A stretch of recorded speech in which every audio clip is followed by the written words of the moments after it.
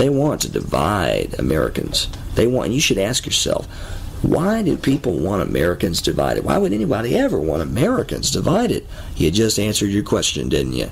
Because when we're united, we rule this thing. So that is why people want us divided. But more to the core, they want us not only divided, they want us to freaking kill each other, folks. They want us to eat each other's throats. I think all this is perfectly captured, though, by the legendary Rod Serling. In this episode of Twilight Zone, I'm using it under the fair use exemptions. Okay? Fair use exemptions under U.S. Code allow me for educational purposes and non-monetary purposes to share audio, okay, with you right now from one of these episodes. So this is an episode of Twilight Zone, and it's called The Monsters on Maple Street. And the idea is everyone on this street starts to see monsters in each other. They start to imagine things because these aliens turn off their power and they turn off their water from a distance. And they watch as these humans become more and more like vicious, thoughtless, animalistic, mob-thinking, crazy people. And they start going from house to house. And I bet Jim did it. I bet he turned off the power. I think it was Susan. But Susan's only 5. Well, I think she did it anyway. She's got to be. She has the devil in her. I've known it all along. All right, you get this mob thing going on. Okay, so this is not going to show you any of that, or you're not going to hear any of that right now. You're just going to hear Ron Serling's beautiful setup. Those were why you watch those, folks. Just for the setups. You just get just the endings, just the setups.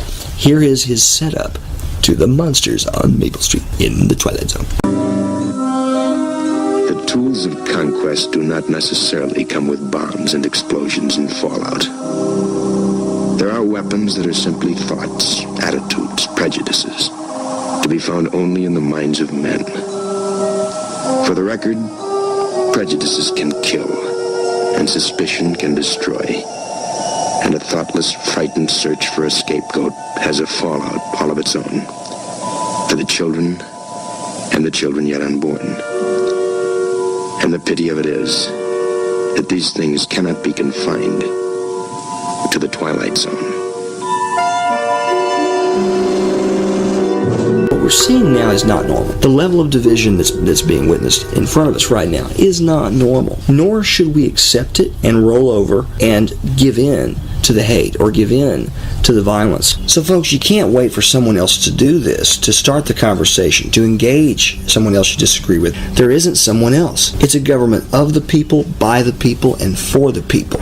And over 500,000 Americans died, brothers fighting brothers in the Civil War, so that the government of the people, by the people, and for the people would not perish from the earth. We owe it to those 500,000 plus young men, many of your ancestors, who died bloody, horrific death just because of a disagreement on a tax and a structural disagreement on slavery. That's why. Because of policy disagreements, because of things that could be worked out had we only allowed our system to be the arbiter between those disagreements. We need to be the first person in the room to go, I'm going to try. I'm willing if you're willing. Let's try. Keep trying. Don't give up. America's worth it. And the idea of America, of being able to be neighbors and friends and disagree politically because we have a process to sort all that out, that idea is worth defending, folks. We didn't have a cent in our pockets. From plenty canary cages to this night here in New York, it's a long ways. And I don't think there's any other country in the world that could give you that opportunity. I want to say thank you. Thank you, America. Thank you.